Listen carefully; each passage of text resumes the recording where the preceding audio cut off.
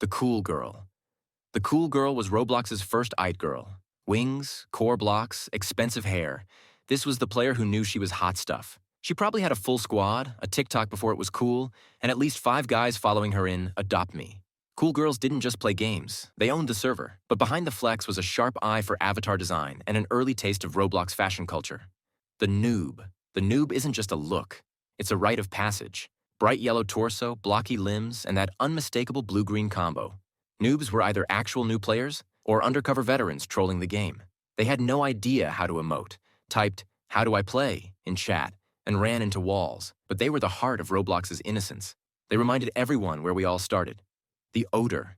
He wore a shirtless torso, edgy chains, and spiky hair. The Odor, online dater, was the Roblox bad boy. He joined every game just to flirt, stood in Club Iris corners saying, "Yo," and always had the core block's death speaker leg, but couldn't spell. People loved to hate him, but deep down, every lobby had one.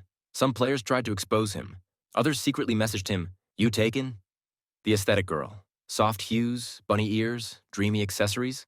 Aesthetic girls turned their avatars into art. They weren't loud. They spoke in pastel and sparkle. These players stayed in Bloxburg or Royal High, made mood boards, and followed clean TikTok trends.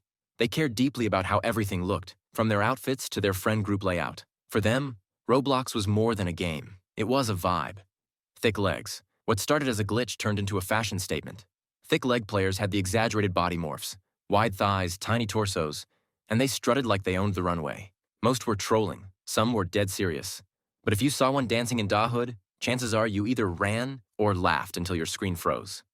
Skellyy Girl. These girls didn't just dress spooky, they were spooky. With skeletal torsos, horns, and glowing eyes, they looked like they spawned from a Tim Burton movie. Skellyy Girls hung out in the dark corners of games like Flee the Facility or Horror Hangouts. They weren't afraid to roast you in chat, and they had better comebacks than anyone else in the server. Salad hair.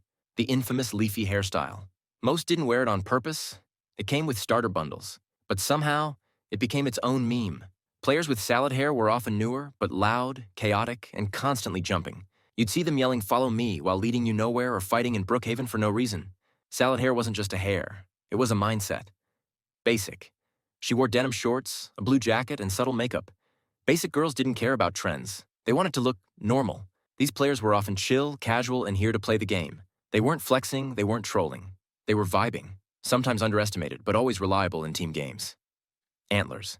If you had antlers, you probably had Robux, and you wanted everyone to know. This trend became a luxury flex. Red, silver, or sparkle antlers meant you were part of the rich crowd, even if the rest of your fit didn't match. These players hung out in trading hubs or flexed their inventory in Royale High. You didn't just wear antlers, you earned them. Robanger Gorl. Bright outfits, angry face, hair in buns or pigtails. Robanger Gorls were aggressive, chaotic, and 100% ready to fight. These players used voice chat, played combat games, and spammed emotes while shouting in all caps. If you saw one in Dahood, don't walk, run. They didn't just play, they dominated. Copy and paste. Long black hair, stitch face, layered clothes. Copy and paste players were clones of a trend, yet each one swore they were unique. They rolled in squads, used slang that aged people instantly, and had 3 alt accounts for backup. Most got hate, but secretly everyone tried the look at least once. Love it or not, they reshaped Roblox identity culture. The emo. Sick of bright lights and softies, these players embraced black, on black, on black. The emo trend brought creepy cute back. Many hung out in core blocks clubs, role-played in gothic castles, and posted sad edits. Their bios, song lyrics, or trust no one. But despite the edge, these players were usually friendly once you broke the surface. The troll. You knew it when you saw it. Mismatched limbs, giant heads, silly accessories. Troll avatars existed to annoy. They ran around screaming poop, sat on people's heads, or purposely lagged games with gear. Most were harmless. Some were genius-level comedians. Either way, they were unforgettable. The gradient. These players went full fantasy. Skirts, galaxy hair, floating effects. They were like Roblox fairies. You'd find them spinning in circles at spawn, quoting zodiac signs, or doing outfit contests in fashion games. The gradient crew cared about colors, filters, and mood.